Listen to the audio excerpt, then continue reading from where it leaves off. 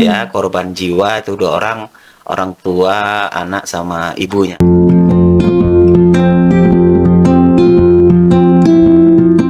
Halo, Assalamualaikum warahmatullahi wabarakatuh. Selamat datang kembali di podcast Ota Puspa. Kali ini kita akan ngobrol tentang bencana yang akhir-akhir ini sangat menyedihkan bagi Kecamatan Pauh terutama ya Pak. Dan hari ini kita kedatangan tamu istimewa, yaitu Bapak Sudirman. Beliau adalah kelompok siaga bencana Kecamatan Pauh dan juga Ketua LPM ya Pak ya di Limomanis. Oke, boleh Pak diperkenalkan dulu dirinya Pak? Assalamualaikum warahmatullahi wabarakatuh. Waalaikumsalam Ya, warahmatullahi saya Sudirman, yaitu Ketua Kelompok Siaga Bencana Kecamatan Pauh yang periode 2025, mulai pengangkatan kemarin di Kecamatan Pauh. Oke, berarti pengangkatannya emang karena ketika ada bencana gitu ya Pak? Atau memang sudah dibentuk sebelumnya? Sebelumnya sudah dibentuk, kita di SK-kan dari Kecamatan tanggal 15 2024 akhir. Oh, 2024 akhir, oke. Baik Pak, sebenarnya kalau misalnya kita flashback lagi ya Pak ya, terjadinya banjir bandang di Kecamatan Pauh ini merupakan tidak hanya memberikan dampak kepada lingkungan, tetapi juga mempengaruhi kesehatan gitu ya Pak ya, keselamatan dan kehidupan sosial masyarakat kita di wilayah kerja Pauh lebih tepatnya. Dan itu untuk memahami lebih dalam apa yang terjadi, bagaimana penanganannya, serta apa yang perlu kita persiapkan ke depannya ya Pak. Jadi mungkin bisa di-recall lagi Pak memorinya itu kejadian demi kejadian yang sudah terjadi semenjak dari November 2025. Silakan Pak. Oke, terima kasih. Jadi memang kita seluruh masyarakat tuh sebenarnya kita kemarin udah untuk mitigasi kebencanaan di bulan Oktober, tanggal 5 Oktober 2025. Itu kita mitigasi bencana karena mohon maaf, itu wilayah yang sangat garis merah. Itu wilayah yang di Kecamatan Pauh ada 4 kelurahan.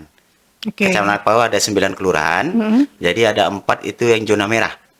Zona merah untuk banjir ini gitu ya Pak ya? Betul. Yang pertama itu Kelurahan Lambung Bukit. Yang prioritas itu Batu Busuk. Batu Busuk ya Pak ya? Yang kedua itu Kepalu Kuto. Yang ketiga Kelurahan Limomanis. Ya, dan yang keempat Kelurahan Limomanis Selatan. Itu 4 wilayah itu memang jalur merah, masalah untuk antisipasi banjir bandang atau tanah longsor.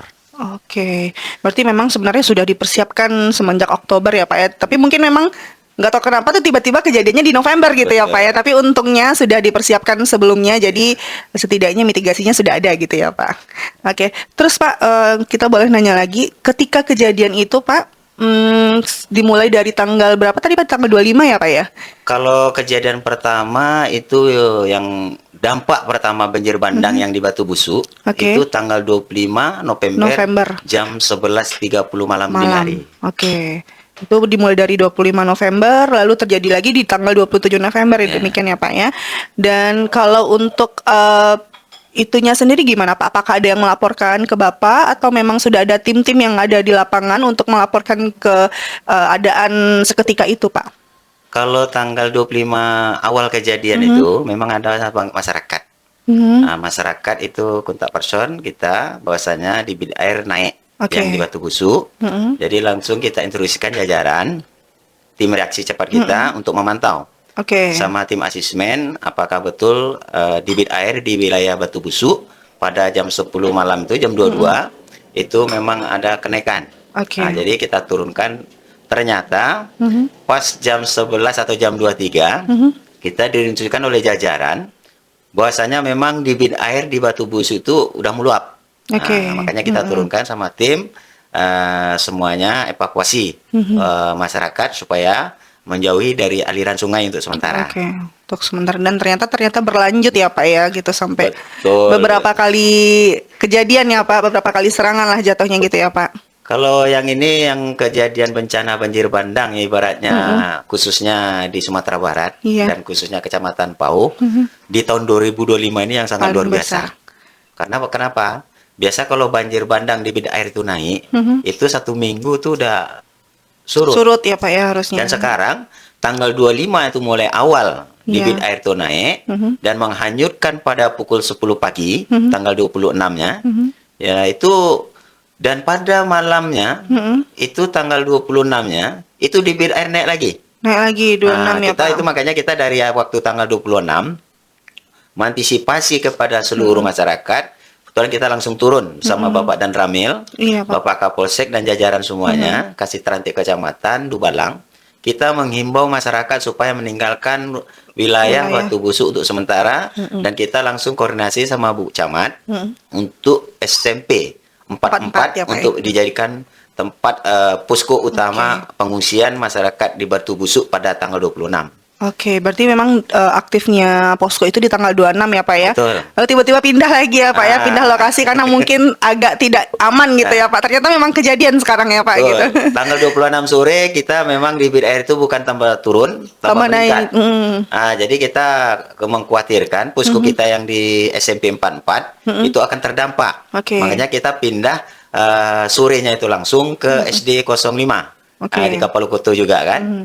Ternyata malamnya air itu udah menghantam ke wilayah tepi jalan posko kita utama SMP 44 dan mengarah ke SD 05.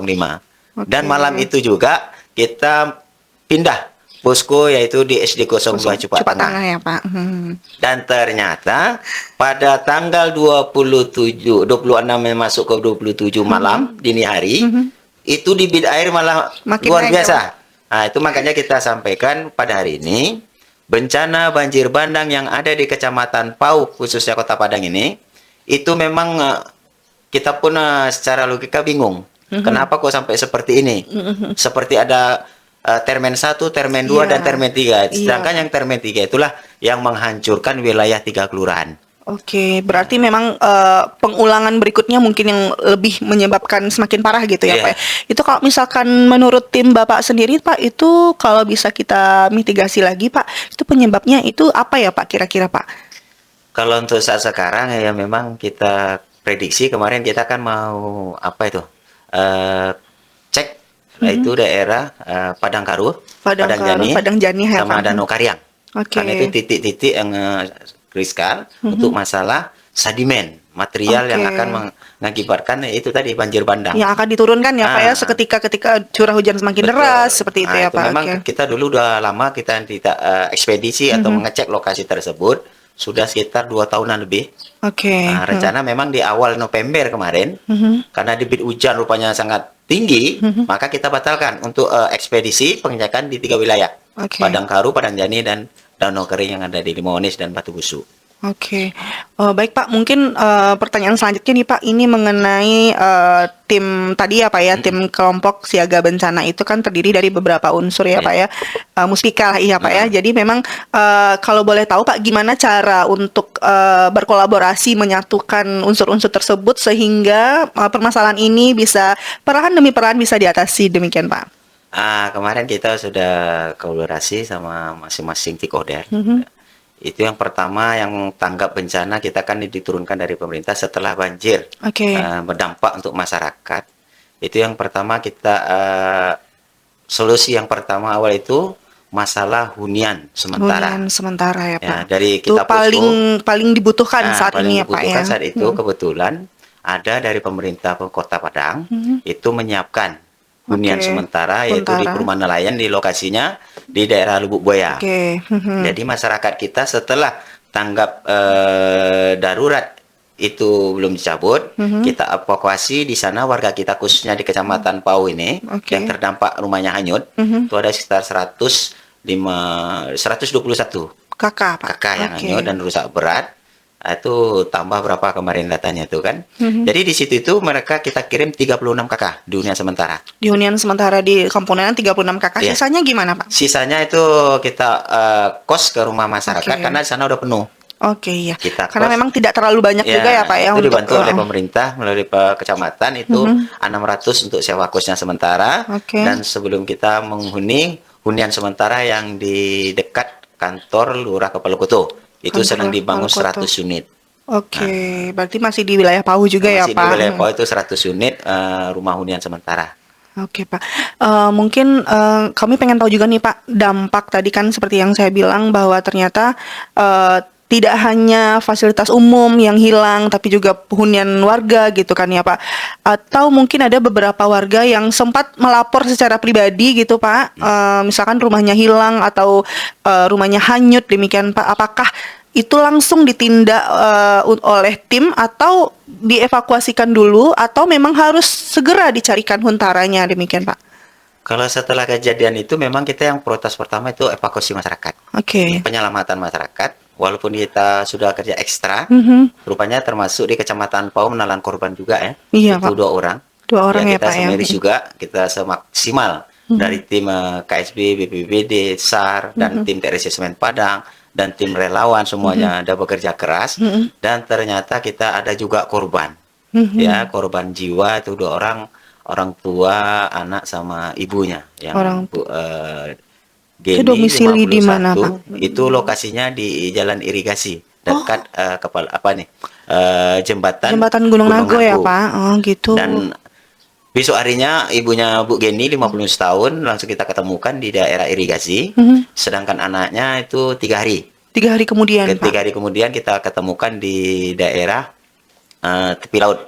Oke, berarti rumahnya memang di posisi Hanyut. sebelah irigasi ya Pak ya? Berarti memang banyak beliau ketika itu di rumah Iya. posisinya ya Pak? Oke. Jadi itulah memang yang untuk kita miris juga semaksimal kita tim dan itu memang kita yang prioritas pertama itu evakuasi semuanya di 3 Evakuasi dulu wilayah ya, Pak. karena cukup luas.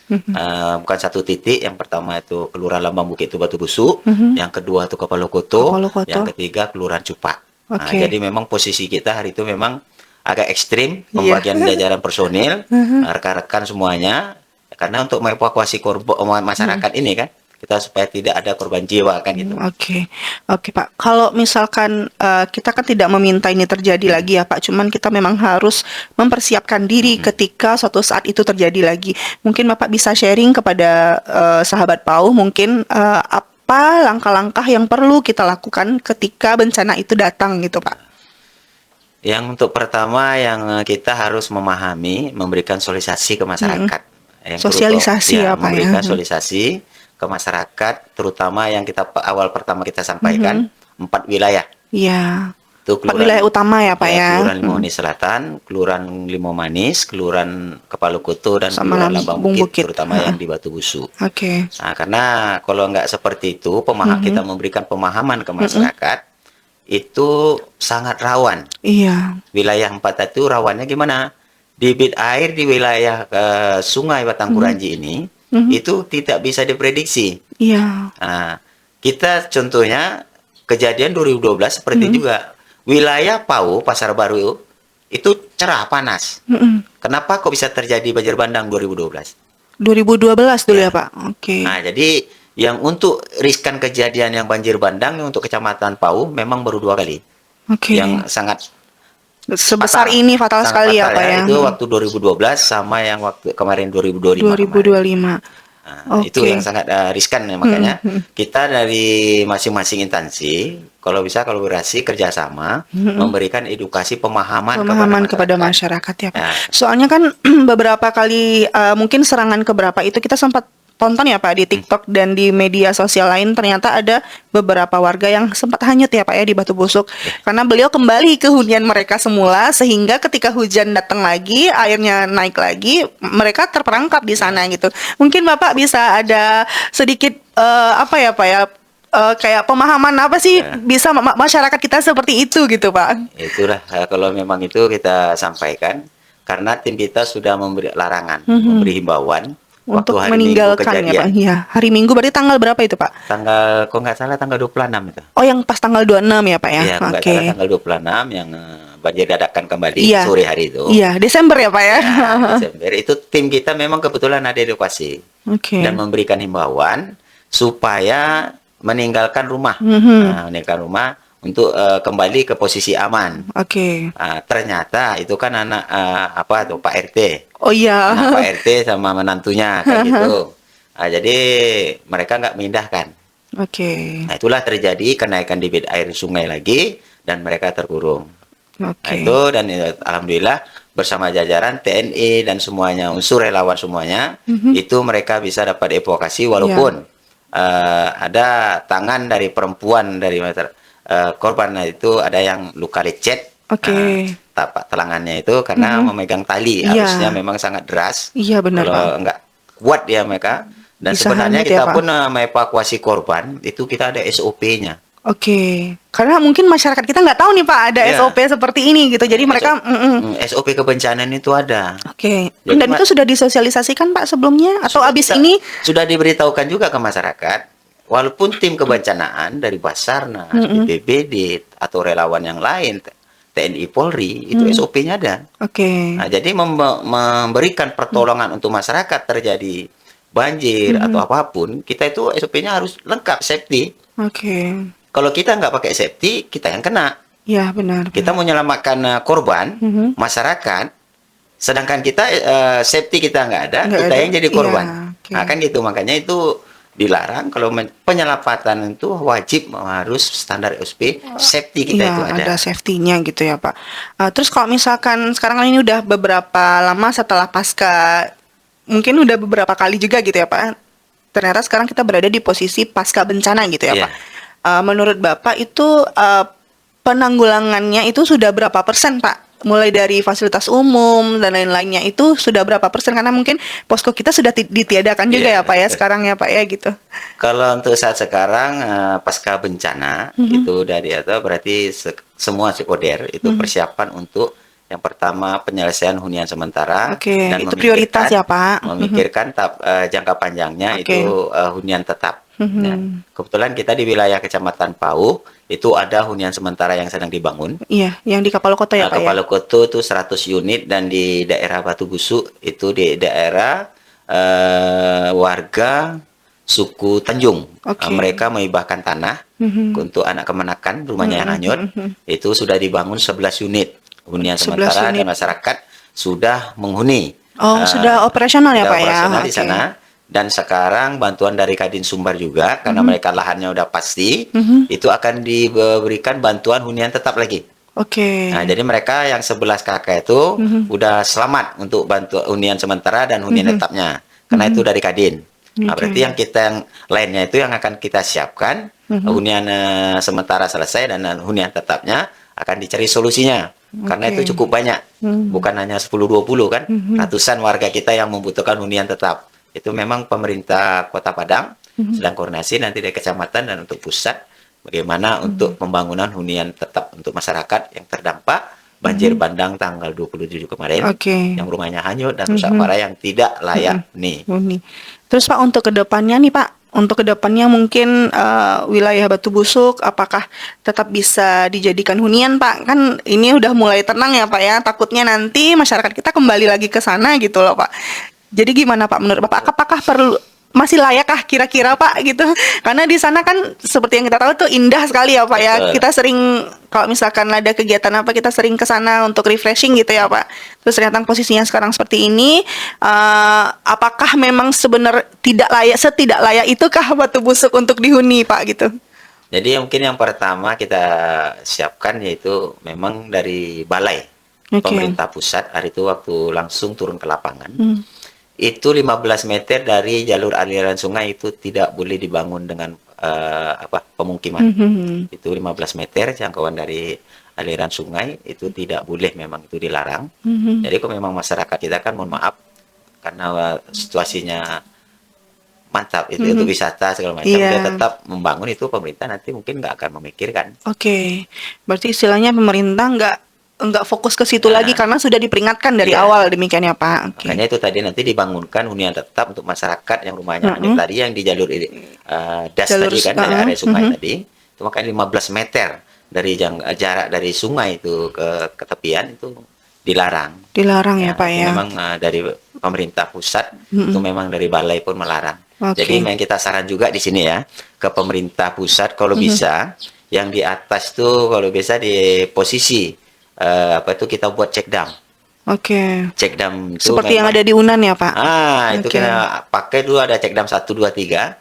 Kalau nggak ada check dam 1 2 3 mungkin Limau Manis sama juga seperti Batu Busuk. Oke, bisa Rata semuanya. rata juga ya Jadi Pak. itulah Oke. yang menahan check dam yang dibangun itu sedimen kayu Oke. itu yang menghalangi sedimen supaya tidak meluncur ke bawah.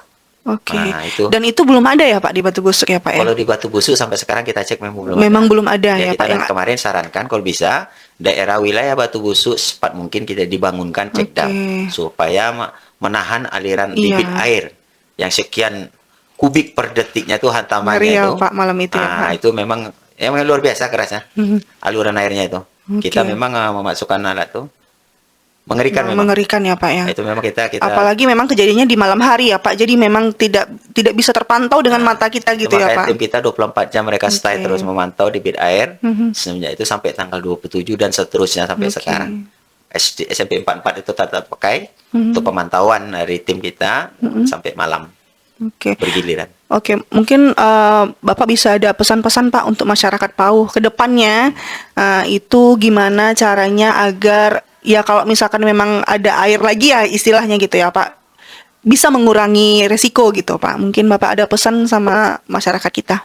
Ya, alhamdulillah kemarin kita sudah diskusi sama Bapak Rektor Universitas Andalas sama Dewan Profesor dan LPPM-nya. Bahwasanya kita mempersiapkan untuk kalau memang ini terrealisasi ya, kerjasama sama Dikti pusat untuk memberikan alat. Kalau di Oke. tepi laut itu kan peringatan dini tsunami. Tsunami, oke. Dan sekarang kita persiapkan Untuk alat peringatan dini banjir. apabila debit air meningkat gitu ya Pak, ada alarmnya gitu ya Pak kayak jadi seperti peringatan dini tsunami, Oke. sirenenya itu berbunyi. Berbunyi ya, Itu Pak. wilayahnya ada 2 titik kita pasang, 3 titik. Wilayah pertama yaitu Limau Manis, yang Oke. kedua Batu Busuk, dan ketiga Kapalokoto. Kapal Cupa Tangah nggak dapat Pak. Nggak cepat tangan itu kan nanti dari Kapalokoto itu kan udah tahu dah sinyal. Oh, iya. Memang perlu kita Karena pasang. dia sealiran ya, Pak. Untuk setelah perbaikan itu memang kita yang fokus untuk di situ, karena kalau enggak kita kan kasihan masyarakat kita. Iya, Kita dari awal bencana itu tidak diundang, tapi bencana itu datang. Iya, Cuman siap. kita mengantisipasinya, masyarakat memberikan himbauan, ya kalau ada himbauan dari pemerintah, agar masyarakat kita agak patuh dan taat. Karena pemerintah itu bukan untuk menjerumuskan masyarakatnya. Iya, justru cuman menyelamatkan ya, Pak, melindungi, Tapi mengayomi masyarakat ya, Pak. kita kan terkadang, mohon maaf, dikasih masukan, kasih teguran. Nggak terima ya, Pak. Malah mereka. Contohnya mohon maaf, kemarin tuh waktu hari tanggal 26, Bu. 26 Desember. Ya, kita memang memberikan himbauan kepada masyarakat supaya meninggalkan sementara rumah. Oke. Kita pindahkan ke posko. Ternyata mereka itu tadi Balik lagi ke rumah ya, bukan Pak. balik, mereka peribahasanya mereka udah tinggal puluhan tahun di situ, Oke. nggak pernah kena dampak. Dan ternyata rumahnya hanyut. Di Di tanggal Batu Busuk 26-nya itu, Pak. Tanggal 26 malamnya itu. Oh, alah. Jadi kita makanya kalau nanti ada himbauan, kita memvisualisasikan ke masyarakat apa arti bencana ini, mengantisipasi bencana. Karena bencana datangnya nggak diundang, bencana itu datangnya sendiri kan gitu. Cuman kita masyarakat harus siap. Oke. Nah, siap. Yang pertama itu setiap yang kita sampaikan jalur-jalur merah, kalau jalur bawah itu gempa bumi, tsunami, tas pintar itu wajib. Oke. Nah, Itu tas- boleh di-share, Pak, isinya apa aja tas pintar itu, Kalau Pak? tas pintar itu isinya, mohon maaf, itu surat-surat berharga, Oke. barang-barang berharga kita. itu Barang-barang masukkan di berharga. situ, Oke, Pak. termasuk surat-surat berharga. Surat-surat berharga itu kayak emas dan tabungan-tabungan lah gitu ya, Pak itu ya. memang kita masukkan di situ, sudah Oke. itu identitas, surat-surat dan yang lain yang berharga. Oke. Seperti kok kita punya mobil, STNK dan Sleman. Iya, di satu tempat ya, Pak. Satu tempat itu namanya tas pintar. pintar. Dan situ itu pun ada menyiapkan kita P3K. Oke. Apa namanya, untuk obat-obatan. Obat-obatan. Jadi itu memang nanti seandainya terjadi bencana di wilayah kita itu, kita hanya membuat tas itu aja. Oke, yang lain ditinggal ya, Nah, Pak. tinggal. Oke, oke. Tapi kok memang bisa kita selamatkan barang-barang Sebanyak-banyaknya. kita sebanyak-banyaknya sebelum kejadian menghantam di wilayah kita itu bisa. Tapi kok memang seperti sudah urgen, nah, itu memang tidak mungkin kita menyelamatkan barang-barang yang lain. Ya terpaksa yang tas satu ini, yang barang Oke. berharga yang Minimal tas pintarnya itu memang ke bawah gitu ya, Pak. wajib, Wajib. kita istirahat atau tidur malam itu kita taruh dekat posisi kita istirahat. Oke. Nah, itu memang tas pintar itu memang kita udah pernah menyampaikan ke masyarakat, tetapi masyarakat nanti kan kita akan memberikan edukasi kembali kan masalah Oke. bencana, supaya itu tadi masyarakat seringlah kita memberikan sosialisasi seperti itu supaya mereka tahu, karena masyarakat taunya ada bencana baru dia bingung. Oke. Nah, jadi sebelum bencana ada mereka udah tahu kalau ada banjir posisi mereka harus kemana. Apa yang harus dibawa gitu ya, Pak? Apa yang harus dilakukan seandainya terjadi banjir di wilayahnya. Oke. Nah, kalau kita prioritas PAU, itu yang prioritas itu kan pertama banjir dan longsor. Iya, benar. Kalau yang di daerah 8 wilayah kecamatan itu gempa, tsunami. Kok gempa itu masif semuanya kan, tapi kok sana mereka tuh diadang tsunami. Iya, Nah, benar. sekarang BMKBK menyampaikan memantau itu masalah yang lempengan yang Megatrust ada di itu ya, Megatrust Pak. itu memang, jadi memang kita semuanya udah buyar. Kita nih berada di posisi di atas kena, di bawah kena Nah, gitu itu. ya, Pak. Jadi itu bingung kita semuanya sekarang. Oke, Pak, mungkin pertanyaan terakhir ya, Pak. Jadi apakah mitigasi yang mungkin sudah ada ke depannya ini, Pak, yang sudah dirancang sedemikian rupa oleh pemerintah, oleh TNI Polri gitu kan, Pak, termasuk oleh relawan-relawan untuk ke depannya jika ini terjadi lagi tidak begitu memberikan dampak yang besar gitu, Pak. Persiapan apa yang mungkin sudah dan akan dilakukan oleh pemerintah kita gitu, Pak? Yang untuk mengantisipasi kalau memang hal ini terjadi lagi dari instansi yang kita sampaikan tadi ya, itu tadi masyarakat harus mematuhi. Harus patuh masyarakat satu, Ya. masyarakat harus patuh ya, Pak. Masyarakat harus patuh. Seandainya ada larangan dari masyarakat, dari pemerintah, tidak boleh mendirikan bangunan di aliran sungai. 15 meter tadi ya, Pak ya? 15 meter itu dari Balai. Nah, itu memang yang kedua, yang perlu sangat urgen, kita seluruh stakeholder harus sering, memang kita sampaikan, memberikan masalah mitigasi bencana. Ya. Karena seandainya bencana mereka taunya harus lari kemana, kok gempa kita di bawah meja. Kalau perlu dimasukin ke mata pelajaran gitu ya, Pak. Kalau bisa kita nanti mata pelajaran tambahan atau ada kuliah umum gitu ya, Pak. SMP atau SMA yang terdekat, kita akan memberikan mitigasi masalah bencana ke sekolah-sekolah. Supaya mereka memahami apa itu loh bencana. Jadi kita tadi itu poin 3, mengurangi terjadinya korban, mengurangi dampak gitu ya, Pak. Kalau korban itu kan sangat miris kita. Kalau harta benda memang miris, tetapi kalau korban jiwa yang ya, Pak, hilang tuh termasuk miris. Kita pun dari tim kebencanaan pun merasa serasa seperti gagal kita. Iya, benar kan gitu. Makanya kita sering memberikan edukasi bencana itu, memberikan sosialisasi terus menerus. Supaya masyarakat paham apa itu bencana banjir bandang, banjir longsor, tsunami atau gempa. Itu yang perlu. Berarti dapat kita simpulkan ya, Pak, kalau seperti yang Bapak bilang tadi, mungkin pesan-pesan untuk masyarakat Pauh juga, jika ingin mendirikan bangunan itu memang diperhatikan jaraknya dari sungai ya, Pak ya. Dan juga untuk kesiapan kayak tas pintar tadi yang sudah dibicarakan sama Bapak juga, untuk bisa mungkin disiapkan di rumah. Dan kita tidak akan pernah tahu kapan bencana itu akan datang ya, Pak. Yang hanya bisa kita lakukan adalah mempersiapkan diri ya, Pak. Gitu. Dan juga mungkin pemerintah kita juga sebenarnya sedang akan mengatasi ini semua. Jadi mohon bersabar gitu ya, Pak. Karena kita lihat bahwa banyak sekali komentar-komentar ya, Pak ya, yang mungkin merasa tidak di apa istilahnya, diabaikan. Iya, berasa diabaikan Mereka gitu ya, Pak.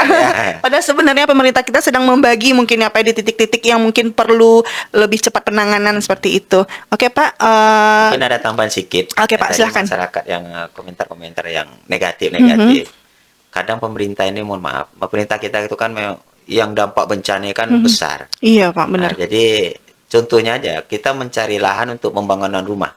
Nggak mungkin kita hutan lindung kita tebas untuk kita bangunkan perumahan untuk masyarakat yang terdampak rumahnya hanyut. Berarti nanti kita ada masalah lagi. Dibangunkan di sana, ternyata situ hutan yang dilarang untuk pembangunan, ujung-ujungnya nanti rumah yang dibangun longsor lagi ke bawah. Jadi itu memang pertimbangan-pertimbangan seperti itu memang kita harus betul-betul kita pertimbangkan semuanya, di mana posisi bangunan untuk warga kita yang terdampak tadi itu. Jadi masyarakat kita mohon bersabar, karena penanganannya bukan hanya membalikkan telapak tangan. Butuh waktu ya, Pak ya. Waktunya panjang, prosesnya panjang, kan gitu. Untuk yang terbaik lah untuk masyarakat. Iya, benar. Jadi mereka dapat hunian tetapnya nanti, mereka nyaman untuk anak cucunya, kan gitu. Iya, kedepannya juga mungkin tidak terjadi lagi korban jiwa ya, Pak ya. Karena kan yang kita fokuskan adalah jangan sampai terjadi ada korban jiwa untuk berikut-berikutnya gitu ya, Pak. Oke, sahabat Pauh, mungkin sampai di sini dulu ya, Pak. Terima kasih sekali. Informasi Bapak sangat membuka mata kita semua, karena memang bencana memang tidak bisa direncanakan. Yang bisa kita lakukan adalah mempersiapkan diri, dan mungkin kedepannya akan ada sosialisasi yang mungkin akan disampaikan oleh pemerintah kita, oleh KSB juga, ke sekolah-sekolah, ke Posyandu mungkin bisa jadi ya, Pak ya, gitu. Ibu-ibu ya. Ke ibu-ibu. yang mungkin lebih cepat tanggap gitu ya Pak ya. Oke, baiklah. Terima kasih Bapak atas waktunya, atas kesempatannya, dan semoga kita ketemu lagi tapi tidak dengan bencana ya Pak ya, dengan memberikan sosialisasi. Ya, dengan sosialisasi nanti ke masyarakat kita juga. Dan dari peristiwa banjir ini kita belajar bahwa kesiapsiagaan dan kepedulian bersama adalah kunci untuk mengurangi dampak bencana. Saya Ruri pamit undur diri. Assalamualaikum warahmatullahi wabarakatuh. Tetap waspada, tetap sehat, dan tetap peduli. Salam tangguh bencana. Salam tanggap bencana.